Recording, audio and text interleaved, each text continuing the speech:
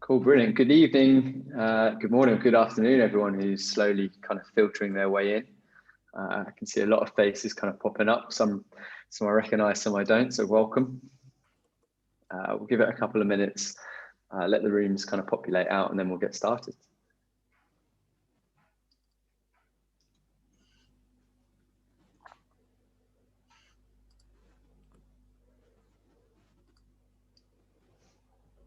Cool, welcome guys. So if you want to start actually in the chat, if you wouldn't mind just kind of putting maybe where you're signing in from, and just saying a quick hello, and then maybe seeing where we've got people joining us from, because obviously this is an international webinar, so it'll be interesting to see where we've reached to.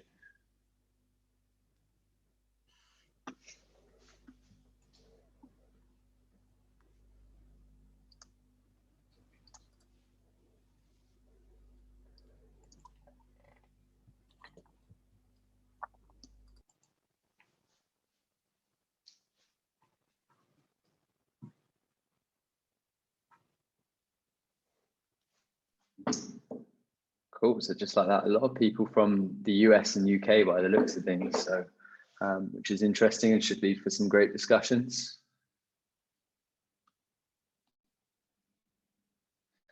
So if we can just remind people who are joining, if they could just mute themselves upon entry for those that have joined late, and if for whatever reason you drop out and then come back on, just mute on entry. We don't have that set up at the moment, so if you could just remember to do that if for whatever reason you lose connection.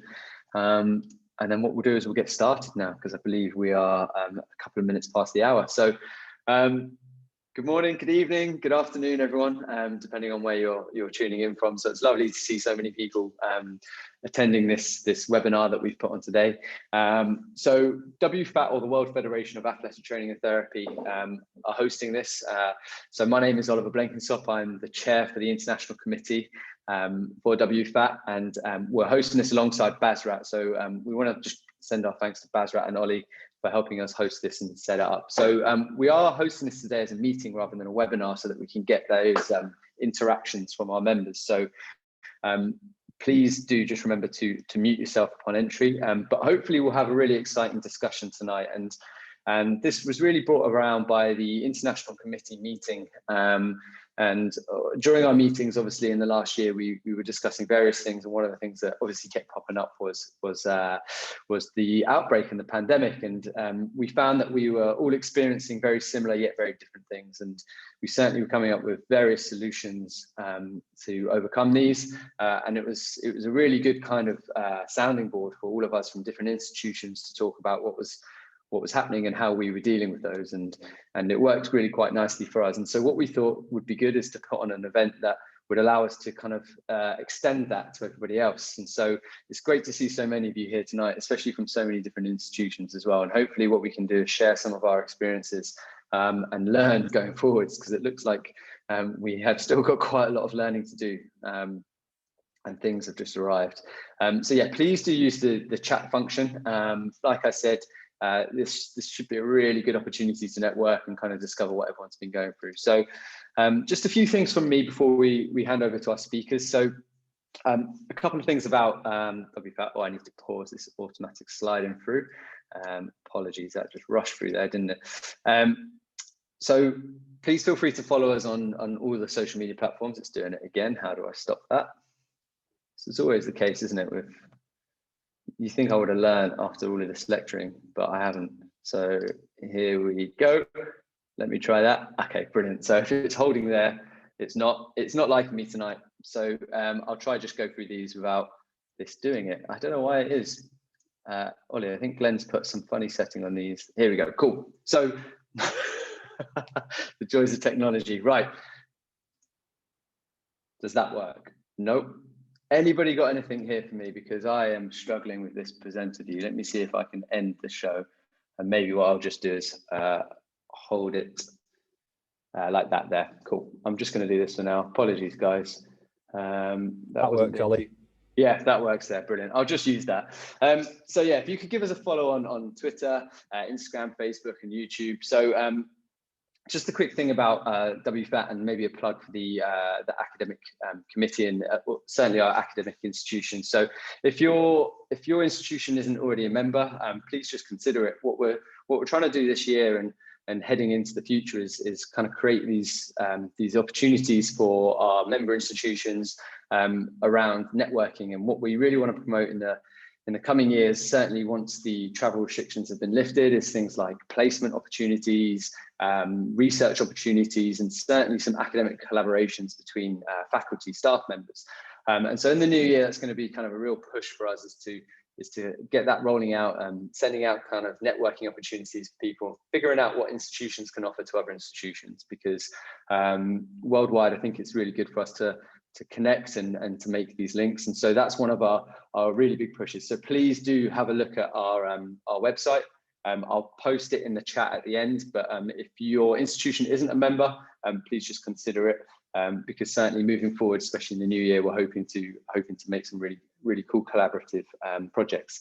So just a couple of housekeeping notes, and I don't want to go on too long for these because I'm sure we've all used Zoom before, but just to let you know that the session is being recorded and will be uploaded on the website.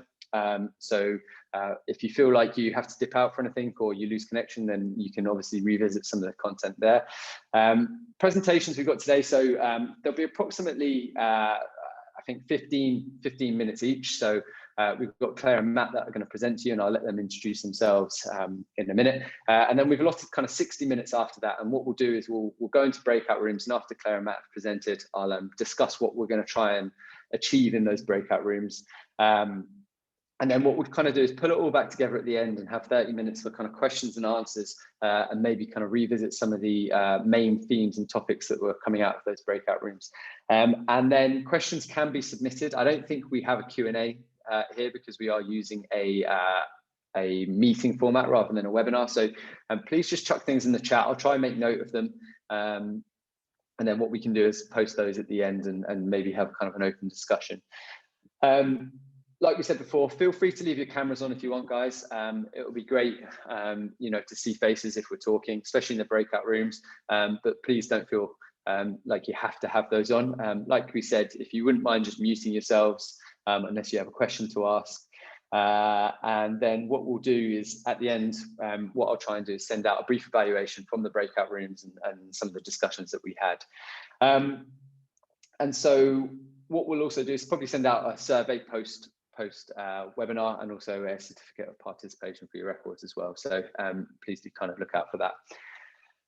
And so without further ado, what I'll do now is introduce you guys to the two speakers that we've got tonight. So Clare and Matt, we've met a couple of times online, and what we found is that we've discussed these topics and kind of the themes that we're going to touch today. And as I'm sure everyone's aware, you can spend hours and hours talking around this. And so Clare and Matt have got some really interesting insights to this, both as kind of program leads and leads in their institutions with regards to dealing with the pandemic, and certainly some of the lessons that they've learned throughout the past year have been really interesting to hear about. So Matt's going to step up first. So Matt, if I could ask you, I'll stop sharing my screen now, and if you just want to share your screen, and then we can get ourselves started.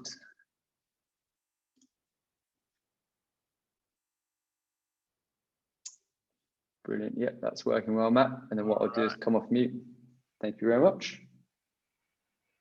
All right. So as I said, thank you guys for the opportunity to share kind of our experiences. Kind of the goal for this presentation is really to maybe highlight some of the differences that both Clare and I had in our experience, and share, I don't know, I don't have any answers, I don't think, or any amazing take homes for this, but hopefully it can start some good conversation about how we can continue through this experience and take those lessons into whenever we return to whatever normal is. So I thought it'd be a little bit important to kind of give everyone a little bit of a background on Weber, because I think that's part of how I've had a little bit of a different experience than some others. Weber is a dual mission institution. We don't have an official graduate school. We have 16 graduate degrees. that are administered from through the university. Our entry-level master's or professional level master's was established in 2010. So since the time that I've been here and back since 2010, we've had 2 programs. We got extremely lucky. I think you can see through this experience that our final BSAT cohort graduated in April 2020. So instead of having to administer 2 programs at the same time and deal with a number of clinical experiences this fall, we've been able to cut that down, and it certainly helped our students and our ability to provide them great experiences this fall. Another thing that's kind of interesting about Weber that kind of played into our response and our program's ability to do things is Weber is a fairly large institution, but we're very much not an on-campus institution. So we don't have a large number of students living in dorms on campus. We have a lot of students that commute into the university or live, surrounding the university, but we don't have, again, big dorms on campus or an on-campus population like some other programs in our state had to deal with. So in my view of our experience so far, we had maybe a little bit less to worry about than some other institutions that had to deal with sending home or rehousing or providing, especially in the early days of this response, alternatives or shutting down campus quicker. So I think it has kind of colored our experience a lot that we don't have this huge on-campus population to manage. So I'll kind of go through this a little bit timeline-wise, and then we'll kind of move through our clinical experience and then kind of what we think the future holds, kind of as a result. So like most people, we transitioned 100% online in March of 2020, so mid-March. When we did transition online, at least for our athletic training program, we had a small first-year cohort. And we had a medium-sized second-year cohort. So we had 14 MSAT students, and then we had that BSAT group of students that were graduating of 10 students. We have an early graduation here at Weber, so we're usually done by the end of April is our spring graduation. So compared to some other institutions, we didn't have quite as many weeks left to deliver content as other people did. As with everybody else, we had recently, actually just pre-pandemic, had moved to Zoom, and we've already had Canvas in place as our learning management system. So we, did what everybody else did and made Zoom and Canvas work for the rest of the semester. Our clinical rotations stopped on March 18th. We looked at the number of hours that our students had completed, especially those students that were graduating, and kind of decided like, hey, we got pretty close to 75% of what we were looking for. And we don't have too much of a choice. So we felt pretty comfortable with where they were at academically and clinically, at least for that spring graduation. By the time early summer came around, our university and our state, which also kind of colored our response to this, Utah is very much committed to, staying open. We had fall sports all year this year, which you'll see here in a second. And, for better or for worse, there's pluses and minuses of every response, it seems. It provided our students an opportunity to get back to clinical experiences. So our state had said earlier they were committed to getting people back on campus in the fall. So our institution kind of did a needs analysis and asked us for what we absolutely had to have face-to-face early in the summer. And that's how we started planning what we were going to do this fall.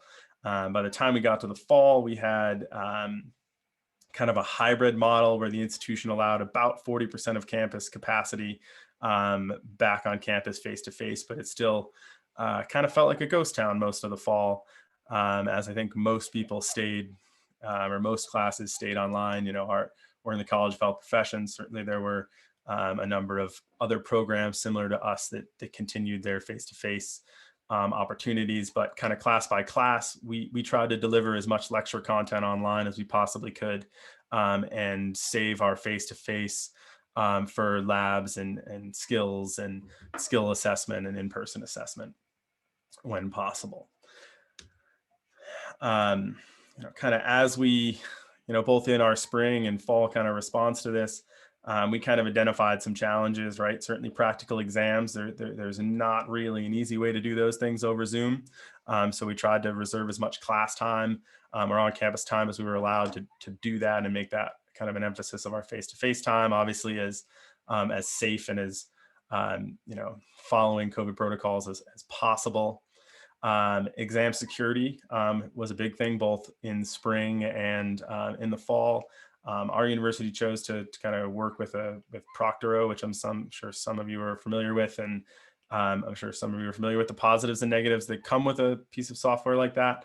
And we kind of left it up to individual instructors to kind of make those decisions as to whether they were going to require that. But that was maybe a larger challenge for us because the way Weber State is set up, most of our tests are actually administered in secure testing labs that are around campus. So almost all of our classes are giving exams electronically, but they're in a secured space and they're in a staffed and monitored space.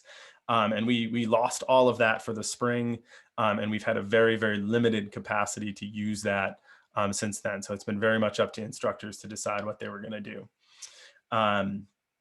We early in that summer found out we would have some of the stimulus or PPP money or whatever is the appropriate term, federal government money to both find some software and some technology to help us assist with this transition and continue to keep stuff moving. We chose to look into a company called Shadow Health and use some of their clinical simulation software. I'll say the jury's still out. I think some of our students liked it. I think some people saw the value in it. Instructor wise, I'm not willing to make a kind of 100% endorsement of anything yet. I think in this, I think we need to see how it comes out in a year or so. But for people looking for another option and creating, virtual patient interactions, it's certainly an interesting opportunity to look into. Kind of university-wide, our university decided to invest a significant amount of that federal money into classroom technology. So they made all of our classrooms streaming capable, and they placed multiple cameras and microphone bars and sound systems around the entire into both of our classrooms. So we could live stream and allow individuals who needed to stay home in the fall or who were quarantined or anything the opportunity to do that. It was helpful in our classroom, since our classrooms are a little bit older. The rollout was a little bit rocky, but once it was up and working, it's been valuable and certainly will continue to be valuable even post-pandemic. So I'm pretty happy about that. And I think that's if your institution is willing to invest in something like that, it makes life a little bit easier than trying to record off of your laptop or set up your own cameras and everything. Having things built in certainly took the burden off of the faculty a little bit once they learned how to use it. One of the kind of the biggest lessons that I'm sure most of, if anyone else had students out in the field or students out this fall, we learned very quickly that we needed to come up with a response once students started to get quarantined. So since we did have fall sports all year, we started the year with our second year cohort in a 2-week quarantine, a couple days into a 2-week quarantine. So we started our semester with them totally online. And then shortly after they came out of quarantine, our first year students ended up in quarantine because of contact. So we kind of realized that this wasn't going to work the entire semester, shutting down every single person in the cohort for 2 weeks at a time. So we kind of came up with, even though we have small groups, we even reduced those even smaller and kind of came up with some learning pods, and faculty got together and figured out what is the maximum number or the minimum number of students that we could have in a pod together and still, teach everything that we needed to teach. And we basically made pods of 6 people, so that if we did have another quarantine or there was some sort of exposure, that we weren't taking all 12 or 14 people out of the classroom. We would take 6 that would go online while the other cohort could continue. And they could join us virtually thanks to the classroom technology. Other things that we've learned along the way. Universities, as sure as everyone, kind of made policies as they went along. I think our university was pretty good with this. But being in a school that had, or being in a college within the university that had other healthcare programs, we had a lot of support in finding ways to keep our students getting the ability to get out clinically. We've had some clinical sites come up with policies, but we haven't seen a ton of policies coming from our clinical sites that kind of change how we do things, other than just opening and closing to students, particularly hospital-based sites or hospital-associated sites. So we've been pretty good with that. Right now, I think I just got a second version of an attestation form that our university is asking our students to sign, essentially acknowledging the risks of completing their clinical experience and providing them, alternatives if they're not going to do that, which generally means delaying their graduation. So there are some policies in place, but it's maybe not quite as restrictive as we initially thought it might be. Our preceptors have been great. Our clinical education coordinator, who's I think in this meeting as well, has worked overtime, staying in communication with them and sharing the ever-changing updates that we have of students that need to move clinical sites or students that are in quarantine. So I think the biggest thing that we've learned from this is that communication with our preceptors and quick access to our preceptors to communicate with them is extremely important. We also learned that our students are going to get utilized in a variety of roles that they had previously not been. So the picture on this slide is our on-campus COVID testing facility that our students are assisting with staffing. So certainly they're getting some new clinical experiences. So a little bit of a quick breakdown of what we were able to do and what we didn't do. We've had to change. We did not have a spring 2020 rotation. Our students were supposed to have a summer rotation as well. The summer rotation was canceled. We were supposed to have a fall clinical immersion that started in August and put the students out at their sites for extended periods of time.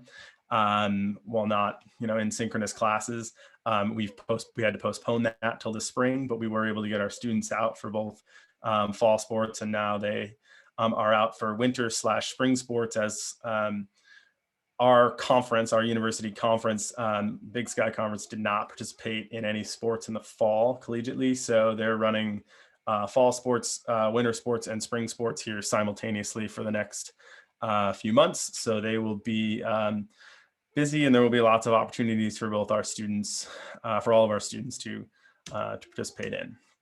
On top of COVID testing, as well as now a vaccine clinic that just opened on campus, starting with vaccinating frontline healthcare workers 2 days ago. So our students are working in and volunteering in all of those. What we learned about the student experience, and I think what I learned about communicating with students in general in this is that our students really asked for us to be open and honest with our communication. And I think it was really important that we kind of shared in the confusion with them and in the rapidness of all of this with them. In those first couple days around the closing, maybe I sent a couple emails that were a little bit too quick and had a little bit too much information. And I kind of realized that quickly and hoped, made it my goal kind of the rest of the time, not to rush to a decision, not to rush to an announcement, to take our time when possible and feed out information in other ways versus these long detailed emails. I think that initially started this response. We had previously had WhatsApp groups for our students, so our students could communicate both within their groups, but also, at least with me as a program director. And I found that extremely useful and found myself communicating a lot more information in those WhatsApp groups since there was kind of the immediate and live feedback, and people were willing to kind of respond or ask questions more immediate, or maybe more so there versus kind of even in a Zoom session, or could send a private message or something like that. So I don't know if this works for everybody, but I certainly found it to be a pretty valuable tool throughout this, especially with the constant ever-changing landscape that kind of the spring brought. It certainly cooled down a little bit in the fall, but not still not anywhere near back to normal. One of our other concerns, right, during all of this was faculty's mental health and students' mental health, so everyone's mental health. We tried to have some kind of Zoom cohort check-ins, kind of just get everyone together, make sure, especially the students that were graduating, had confidence in their abilities and in their abilities, and their opportunities for searching for jobs and things like that. So we tried to host kind of a couple kind of program director chats, I guess you could say, and kind of share what resources were available. Our faculty, I think, did an awesome job making themselves available for kind of one-on-one chats if they needed to. And I think it was great both for the faculty and for the students. And I think everybody appreciated the kind of open communication that we were able to, kind of put out there, and then communicate that there will be, future opportunities, that maybe you missed something this spring, but hopefully by the time we get to next spring, you get that opportunity again. And similarly with clinical rotations, people were concerned about being able to go back to somewhere that they had been assigned, but only for a short period of time. So we tried to ease as many kind of concerns that you'll still get that experience when we're able to kind of go back to a scene like it's in the picture on this slide. So kind of moving forward, and this is kind of stuff that we're kind of immediately dealing with right now, as I'm sure everybody else is. But one of the big conversations we had as a faculty this fall is how do we make sure our students are prepared for graduation, that they're meeting accreditation requirements, but also that just they feel comfortable and confident and able to sit for the certification exam. We typically have a larger group of students that chooses to take the January, February exams, being the first period that they're eligible for. I tried to have an open and honest conversation with our second year group this year about that. We're not preventing anyone from doing that, but we kind of tried to advocate for giving yourself a little bit more time because of what they did miss this spring. We've created and used kind of one of our special topics classes. We've expanded that to provide a chance kind of for kind of some structured review. And we also have the awesome ability to have an instructor in the program who can run or who is, as part of their load, can run open labs. So we've included a number of open lab opportunities on top of this class that's an extra review to kind of make up for any of these skills or experiences or just time that these students missed in the spring and in the summer. And then I've also sat down with a couple students to talk about alternatives who are potentially interested in delaying their graduation in order to feel more confident and ready for the exam. So certainly there was accreditation guidance out there, and Katie's given us some flexibility, and the BOC's been good with that as well. But we kind of felt that it was kind of up to us as a program to kind of advise our students and counsel and say that there's no great answer, but hopefully we can give them support that they need. So that's what I've got, and I think you're gonna hear kind of a similar structure from Claire. So I will stop sharing my screen and let Claire talk. Ollie, do you want me to just go straight ahead and start? Yeah, that'd be great, Claire. Yeah, if you just want to share your screen and then we'll get going on yours, and then we can break out at the end. Yeah.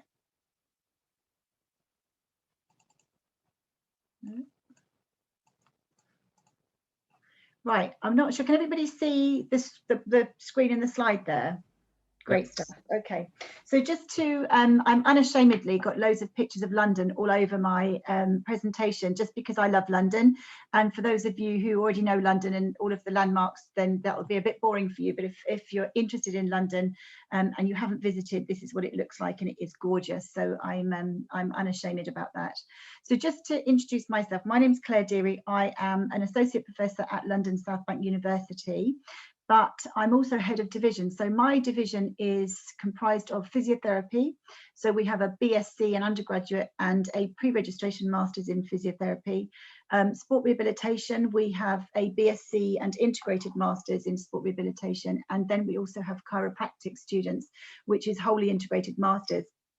So under my umbrella really is we have 12 cohorts of students, all on different healthcare paths. And all managed in a quite a different way. And then, of course, we had the added complication of COVID coming along and upsetting everything. So, and it was and continues to be unexpected and horrible. So if I just tell you a little bit about London South Bank University. So we're right in the heart of London. We're probably a couple of minutes walk from the River Thames. We can see quite a lot of the landmarks from where we are. And what that means practically is that we have a lot of students who travel into London because we're very accessible. So we do have students in halls, but we quite a lot of our students commute into London. So when things like COVID hit and it affects people not only in the university but in their travel, that kind of has influenced how students have behaved and wanted to behave to maintain their safety during COVID-19. So we have over 17,000 students from 130 countries, which is great for us.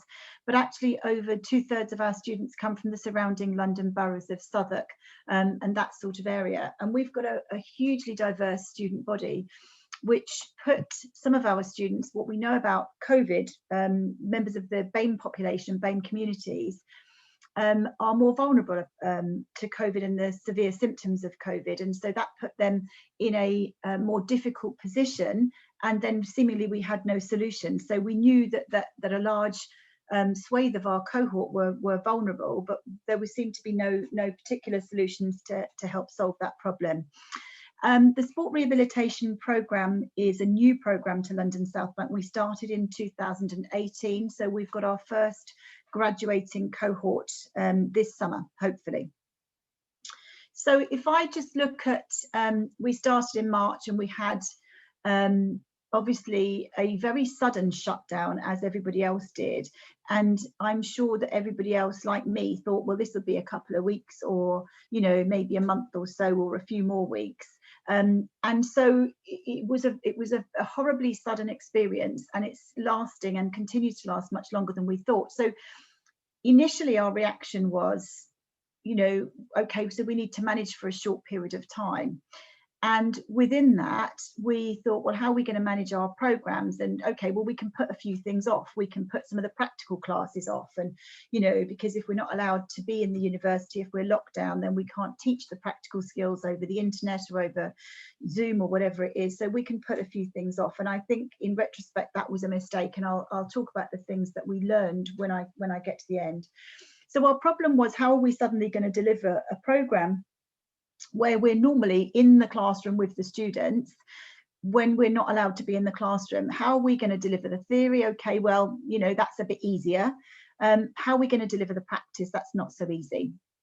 So we suddenly had these decisions of how we're going to suddenly manage. We had no preparation like anybody else. So suddenly we're plunged into this, having to deliver a program to the students. There's no getting around it. There's, you know, we've got to deliver something online unexpectedly with skills that we don't have actually as teachers. So by skills we don't have, I mean delivering this sort of stuff remotely across swathes of programs. So so these were the things that were a horrible shock for us. So we had to quickly adapt our assessments as much as everything else for semester 2. We had input from, in my division, I had input from several professional bodies. We have the Healthcare Professions Council, we have the Chartered Society of Physiotherapists, we've had BASRAT for the sport rehabilitators, I've had the Royal Chiropractic Council, and I've had the General Chiropractic Council as well. So amongst many others, Higher Education England.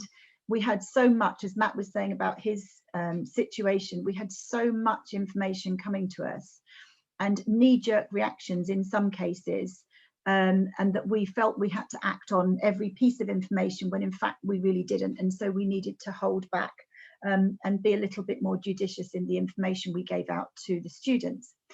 And in terms of adapting our assessments, of course, we had the influence and the need to adhere to the university regulations. So if we needed to change something, we needed to put that change through a committee. That committee decided whether it was a good or a bad idea and gave us the go ahead or not. So there was lots of negotiations, there was lots of head scratching and how are we going to do this that fits the requirements of the programs and meets the needs of the students. And we, you know, how are we going to hit the deadlines and how are we going to be successful? So one of the main things that was a problem for us was we needed to very quickly upskill staff and students on a new delivery, on new technology. And actually, I've got a very insightful and forward-thinking boss by the name of Rachel Picton, and Stavros, I think, is on this call, and he'll know Rachel very well. And Rachel, I give her full credit for this, made a very key staff appointment for us at London South Bank. And what she did was she appointed somebody who was a technical, he was actually a qualified chiropractor, and he'd been in place with us for some time, but he's got a huge love of technology. And all the while he'd been working as a chiropractic lecturer, he had been pushing us to bring more technology into our classrooms. And we'd all been going, well, we'll do it, you know, we'll do it tomorrow, Danny.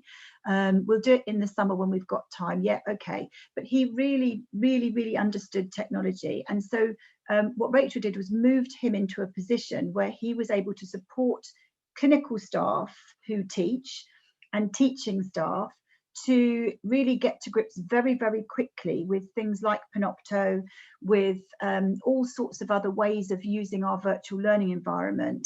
And he would make videos for us, he would have weekly sessions. And so really, I think that was a really important thing for us as a university. And it was about that forward strategic thinking. And so therefore, we didn't have to rely on our normal IT department to help us get up and running very quickly on different technology. We had somebody who was put in place to support us, and that really made a difference to us and our students, because this Danny, his name is Danny, so let's say Danny, he was able to research, he had good knowledge of other technology to start off with, but anything new that came along, he was able to test it for us. And of course, we were approached by so many techno companies, use our software, you know, you might be using Zoom or Teams, but ours is better. And so Danny could look at all of that stuff and see how user-friendly it was for us. And that really made a massive difference in that immediate phase where we really had to keep delivering, but keep delivering in a different way. And we as lecturers and senior lecturers and all the rest of the staff, we just didn't have those skills to the level that was needed. And we didn't expect to have them, you know, so that was a really key staff appointment that I think is a really learning point for us. Ongoing, we are now continuing to deliver. We in the UK, and this might be different to those of you who are from other countries, our sport rehabilitation students are designated key workers, so we're allowed to teach them face to face. We have been instructed by the government to, whatever we can deliver online, we need to still deliver online, but there are certain things you just cannot. So we're allowed to teach face to face. In a similar way to Matt, we've got what he's calling pods. We've got teaching bubbles. We're getting students to, they miss out on swapping around and working with different students, which is one of the real joys of teaching and working on a clinical course. It's you know, working with all the different students. So they miss out on that, but we are keeping them safe in these teaching bubbles with the appropriate PPE, and we're managing to do that. I think a couple of things that really has affected us and continues to affect us and is on my mind as a manager for the team of staff that I lead is a couple of things. It's managing the students' expectations of what we can deliver in an unknown environment that continues to be unknown.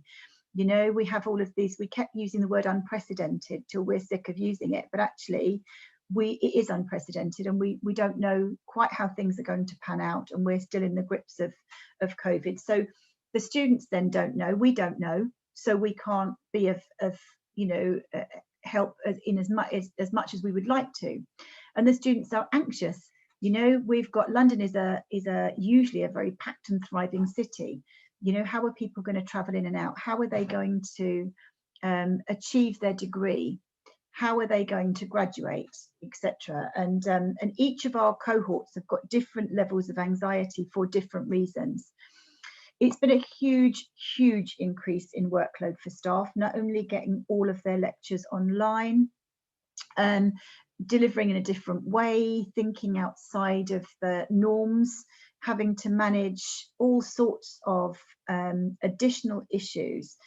The students have needed us to provide much more pastoral care. You know, and rightly, they don't know what's going on. You know, information seems to change from one day to the next. Every day there's a government briefing, we have a new spike, we have something else going on, and the students are really anxious. They may have already had mental health issues that have been exacerbated by having to isolate, by dealing with COVID, by having to shield, by having vulnerable relatives, and so on and so forth. So some of the students are in hospitals on placement, some of the physiotherapy students. So if they've then got vulnerable relatives, that makes them anxious and so on. So my staff, our staff at the university, are working incredibly long hours, going over and above to support the students, and rightly so, but that takes its toll on the staff as well. So these are the kind of ongoing challenges that we've got, and that I am trying to support my team to work through as much as we can. And sometimes we've just had to say to staff, just take a half day out of it, because this is just so difficult to deal with all of the additional workload and the additional support that we need to give to students. It's really a challenge, whilst continuing to deliver the programs in the way that we would like to deliver. One of our main challenges is placements. So again, Matt and I have had this conversation before we delivered this today, and the collegiate system where Matt is vastly different to the system that we've got in the UK. So our sport rehabilitation students would be expected to go on placements with sports teams, in gyms, in clinics, private clinics, etc. The whole lot closed, everything closed. So there was, even if we wanted to put them on placement, there was no opportunity to put them on placement because everything closed.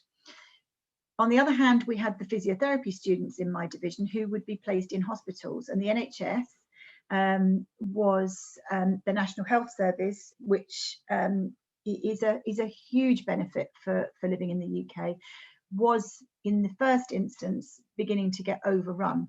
So we were having placements cancelled. Then we had placements reinstated, and students were getting behind on their degree because they didn't have the placement hours that they needed. We had students who were desperate to get on placement because they wanted to complete their degrees. That really, we felt that quite a lot in our year 3 students, our graduating students, particularly in physiotherapy. There were students who were anxious to go out because they were worried about, you know, being put in the front line and dealing with patients who potentially had COVID. There were students who were anxious about not going out. We also had a London-wide shortage of placements across some programs. Large swathes of placements were short, and we were trying to manage all of that. And there are differences in managing students. We were recruiting students to start in year 1, and we were getting lots of emails. Well, you know, if you're going to be online and other universities aren't going to be online with your delivery, why would we come to you? Do we have a year gap year now? You know, all of these difficulties with students entering year 1. We had students in the middle of our programs who felt as if they were left out of the prioritising, because we were prioritising the graduating students, and rightly so. And it was about how we communicated that. And in the midst of all of this, my lovely boss, Rachel Picton, made another key staff appointment. And I think this is really massively important. These are the two things that really made a big difference to us. She appointed somebody as a practice placement expansion person. I can't remember the exact title, and I'm sure Tom will be upset with me for not doing that. But this is somebody who we've got on secondment from a large local hospital for the next 3 years. And his job is to look at different types of placements, how we manage our placements, how we can think strategically, how we can expand the placements in areas where we're needing to give students placements so that they meet their professional body's requirements and so that they're competent. And so this was another key staff appointment, which, you know, I think you've really got to be forward thinking to think of this sort of thing, you know. And Tom was appointed quite early on, and he's been an absolute necessity for us in terms of looking at different types of placement models, looking at student ratios to clinical educators, supporting the clinical educators. And that's been a real boon to us in terms of how we try and ease that anxiety of the students who are anxious about placements.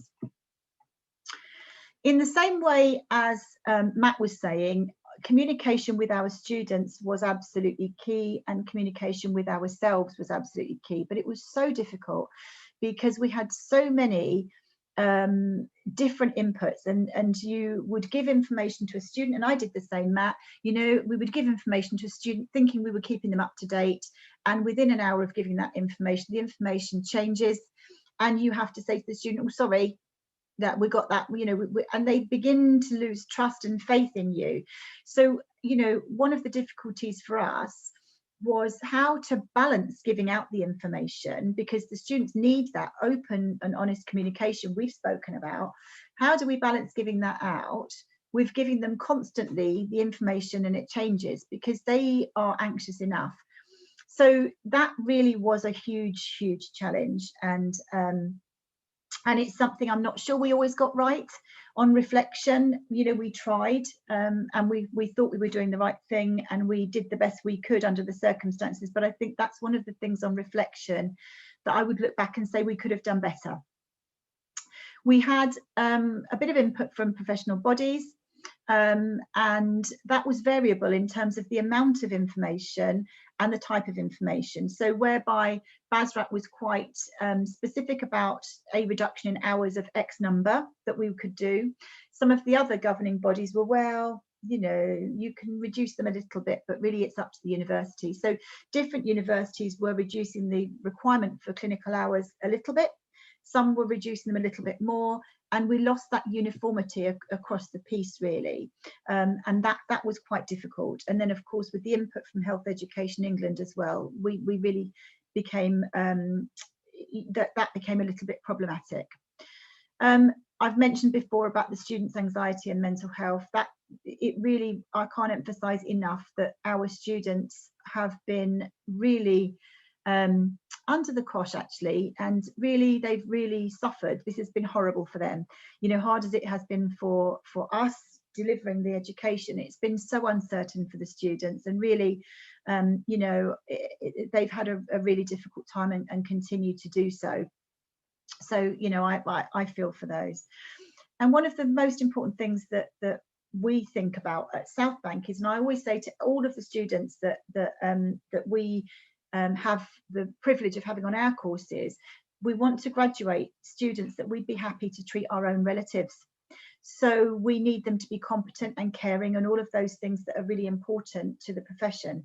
And so how do you still do that in terms of people's competencies when we are reducing their hours, or reducing the required hours in order to get them through in a COVID situation? So that's a problem, and we're having to work on that on an individual basis with the students. So to make sure that we'd still be happy that our students are competent and safe enough that we'd be happy for them to treat our relatives. So that, again, as I say, I don't think we can emphasize that strongly enough. That's really important for us. There are some real positives actually out of COVID, and you know, there's been some positives, particularly in my division for sport rehabilitation, because we've really had to change our thinking of how we deliver our health programs, you know, and I think I've been teaching for 17 years now, and, you know, we've taught anatomy and we've taught it for, you know, anatomy doesn't change. So how do we change how we deliver it? You know, well, we don't really, because we're really busy and we've got other things encroaching on our time. And here we were forced into changing how we deliver our healthcare programs. And I think we've made some really big improvements.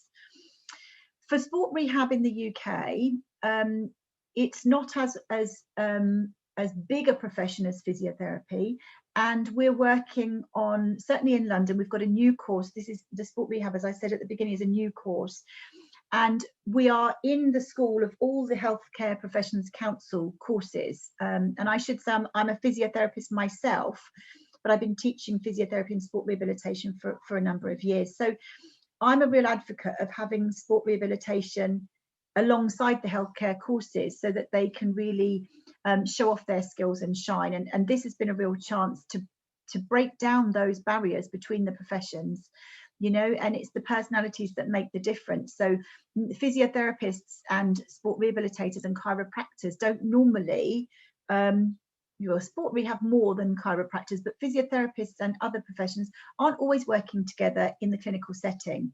And actually what COVID has meant is that my division has had to work so closely together, and we've had to work so closely together with other healthcare professions that actually we've broken down so many barriers. People have got to know much more about sport rehabilitation as a practice and a profession, and I'm grateful for that. I think it's, you know, I've grabbed that opportunity while it's there.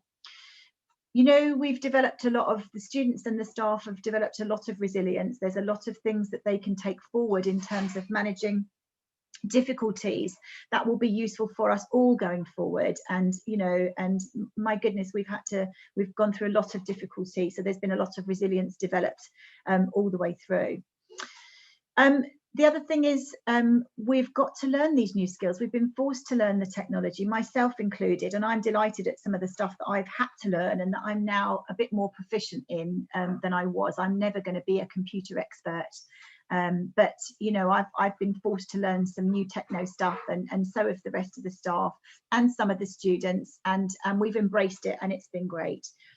We're having more opportunities for sport rehabilitation students now. We're in a spiking in another wave of COVID, particularly in London. There's huge demands on our National Health Service. And so we're taking every opportunity we can to get our sport rehabilitation students into the National Health Service, which hasn't always been a place for them, so that we can show off about them, so that we can show in times of difficulty that our sport rehabilitation students have got really excellent skills, and that can only, as far as I'm concerned, open up more employability prospects for them. So, you know, those are the positive things. Just for us going forward, we are back to where we were. In fact, we're worse than we were in March, because we've now got a huge spike. The London hospitals are really struggling with all of the cases, and it's a horrible situation in London at the moment.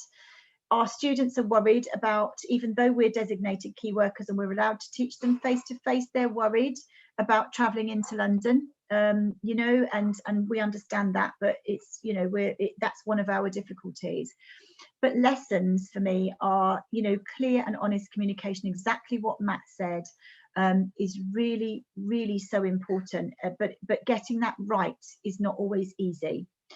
My advice to other programs would be continue to deliver your programs as much as you possibly can in the pandemic. Don't put things off. We decided we'd front load with theory. We thought when it first started, we'd have it for a couple of weeks. So, okay, you know, we can move these assessments back and we can, you know, do some theory here. And actually all of that did was bottleneck stuff for us. It amassed in huge kind of spikes of workload that actually, if we'd been a bit braver and we'd continued to deliver the practical skills, life would have been a bit easier for us. So that's one of those things that I would say. I'd say make those teaching videos you always meant to. I've always, in 17 years, every summer I've gone, I'm going to do those resource videos for the students. I'm going to do them, and something else comes along and I've just not done them. So when it came to teaching skills over Zoom and Teams, The visual content, I had to rely on other people having put it together, so stuff on YouTube and that sort of stuff, because I hadn't done the videos that I kept putting off. So don't put stuff off, just do it. Do store your teaching materials in several places. Please, please, this is not a trite thing. Our university has just been maliciously hacked by a group of criminals, and our teaching materials that we thought we'd stored in lots of different places, on our VLE, on our shared drives, on our work computers, we can't access any of them at the moment. So our poor students are really struggling with an additional burden in that regard. So, you know, I would really strongly advise that. Really, and I would also say encourage, in the good times, encourage your students to be proactive about their mental health, so that if they already know how to look after themselves when things get tough, that they can be signposted to the support that they need. You know, I don't think we look after our mental health in the same way we do our physical health. And I think just for everybody to be proactive about their mental health when things are good, so that when things are tough, they can you know, access the resources and know that they need help. Be creative with your teaching. It really works. You know, try different things. It won't work for everybody, but just, you know, break out of that box that you always do things like this. Be creative. And I would say have a strategic plan geared around your staff strengths. And if I know staff changes, and I know that people leave and people come, and that kind of changes the dynamic. But I have to say the two big things that made our life a lot easier was those two key staff appointments that my boss Rachel made. She's very strategic and really thought about it and could see things coming. And I think that made a big difference to us. That really is all I've got to say. But for those of you who are in the UK, you'll know what I mean by this last slide. Thank you to our NHS. They're really having it tough at the minute. So just wanted to give them their heads up. Okay, thanks everybody. Thank you very much, Claire. Cheers. Yeah, I think, well, thank you, Claire, and thank you, Matt. I think there were some very kind of key messages there, and certainly a lot of things that I can relate to, and I'm sure others can too, and probably some things that people can't relate to, but will be interesting to discuss. So what we're going to do now, guys, is break out into some breakout rooms. So we've got chairs that are going to chair each room, and they know who they are. So and what we'll do is spend about 15 minutes just going through maybe some of the discussion points that Matt and Claire have been talking about, and then we'll bring it back together and maybe discuss some of the key points. And if you guys have any questions for Matt and Claire, then we can go over those at the end. So Ollie, I think you are the guy with the magic button to press it. So what we'll do now is head off into those breakout rooms. Just a reminder for the chairs, if they could maybe just take a few kind of short notes on what's being discussed, just so that we can kind of tie it all together at the end. But yeah, we'll head off into those now. So Ollie, if you want to hit that magic button for us. You should all magically be transferred, fingers crossed. Here we go.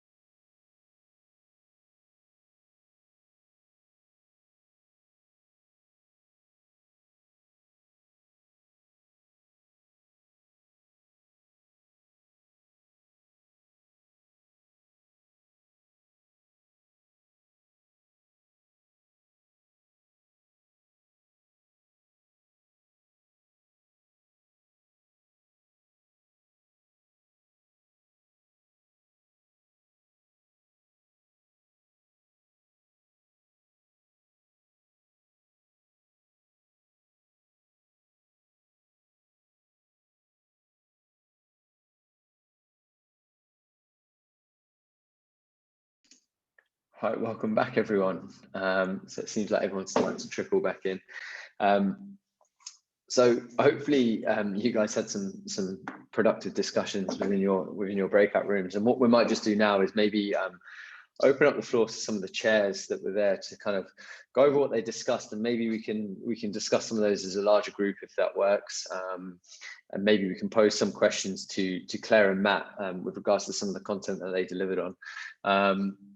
I'm happy to get started for our room. I mean, we had some great discussions around clinical placements, which seem to be probably the most common topic between all programs, and obviously the issues that were faced there. And it sounds like a lot of I'm not sure what the other breakout rooms found, but obviously the UK institutions will maybe hit a little bit harder with this because of the fact that a lot of our placements are offsite, or the vast majority of them are offsite. And then obviously due to the collegiate system in the US, you know, you guys have that opportunity to then keep most of your placements on campus and in site, which means that you can offer kind of that security to the students. But then obviously with that comes the downfall of not seeing too many differing patient populations, which can be an issue. But it sounds like a good issue to have, if I'm honest, because I think our students are getting sick and tired of kind of virtual clinics and things like that. So I'm not sure what anyone else found from the breakout rooms. Maybe if the chairs wouldn't mind just kind of speaking up what they found some of the issues around clinical placement to be like. Sure, I can add what we talked about in our room. Is you know, yes, in the US, or at least in Utah here, we've been able to have clinical placements to some degree, but what the quality of those placements are in comparison to what they normally would have has certainly been altered or diluted. You know, it's great that we can keep our students involved and do things like COVID testing and see the quarantine management and contact tracing and all that stuff, but that's, you know, time that they're not getting the experiences that they would in a non-pandemic year. So we're clocking hours, but what's the what's the quality of the hours that we're getting?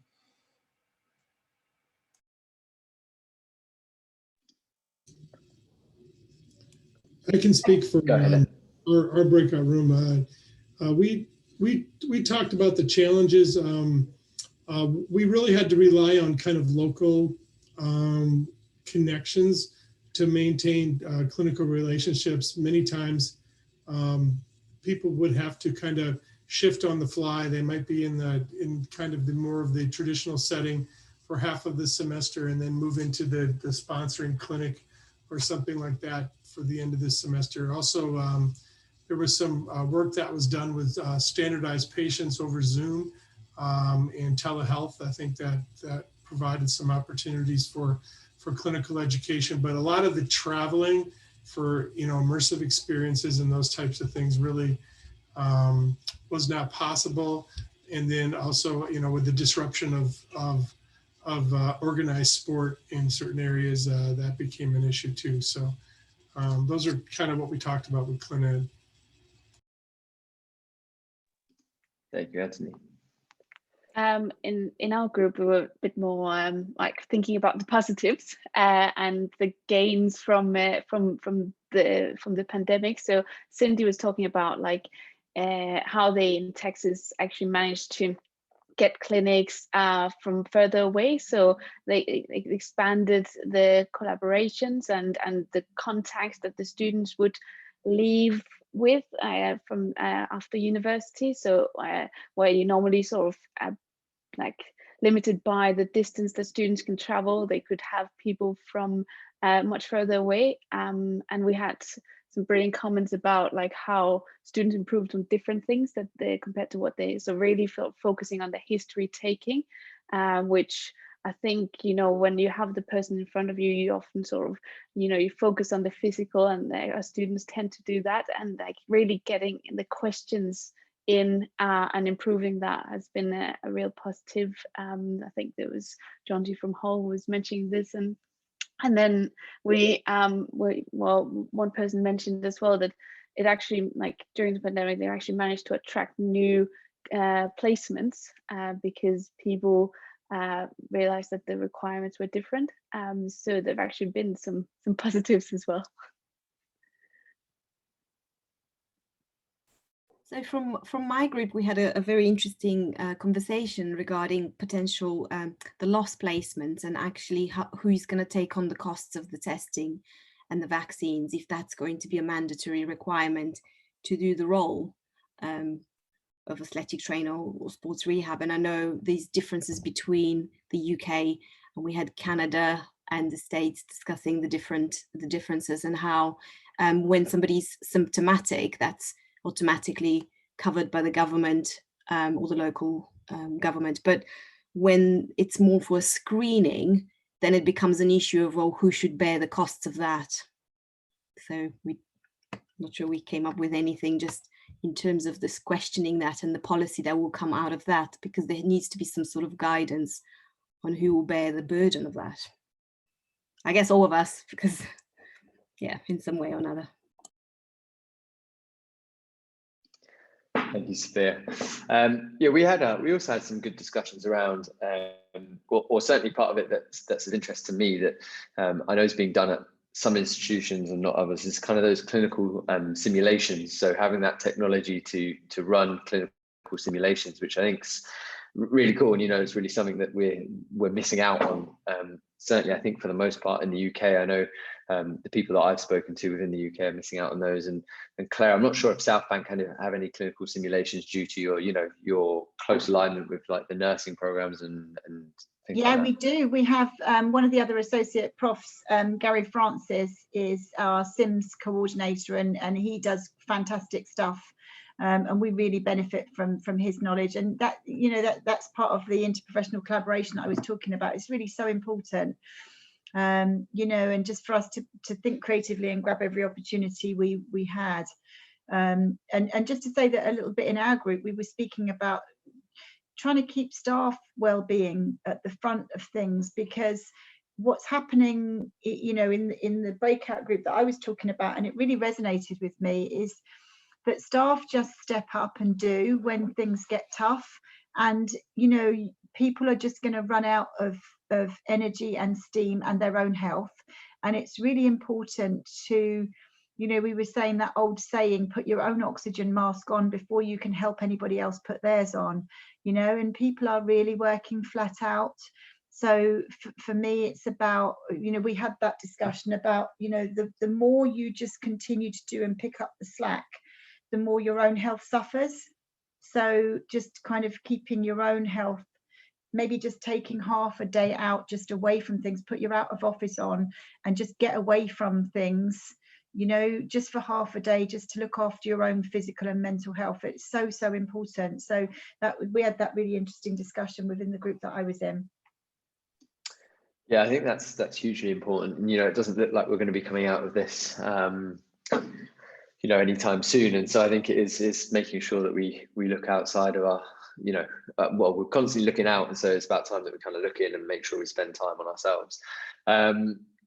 So a good question that maybe you might be throwing out to the group, and I'm not going to steal Brian's credit for this. He sent me a message about it, but maybe if anyone's got any external sources that they found beneficial for scenarios or online videos or simulations, I'd be happy to share that. That might be a good kind of take home for people, because I appreciate that probably we're coming out of this with more questions than we are answers. And so for the sake of maybe making it a bit more useful, if anyone's found anything good in terms of resources, I think those simulations are really important, because although we can't, replicate clinical scenarios face-to-face, simulations are probably the best things we've got at the moment. So has anyone found anything that, any resources online that have helped them design those simulations? Anyone at all? I mean, feel free just to jump on the audio.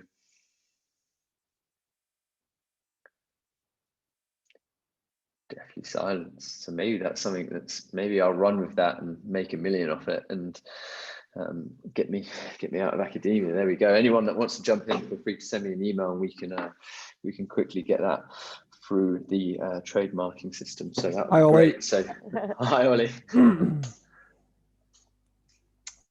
Was that did someone jump in there? I'll go ahead and say something. I think there's a lot of things out there that people can try. I mean, if you look even on the listservs that are out there, there's a Facebook group that's done some good things from an our AT standpoint, the AT educationalist has had some listserv type things, question and answers, where people can throw things off of. And I think those are great resources to be able to look at.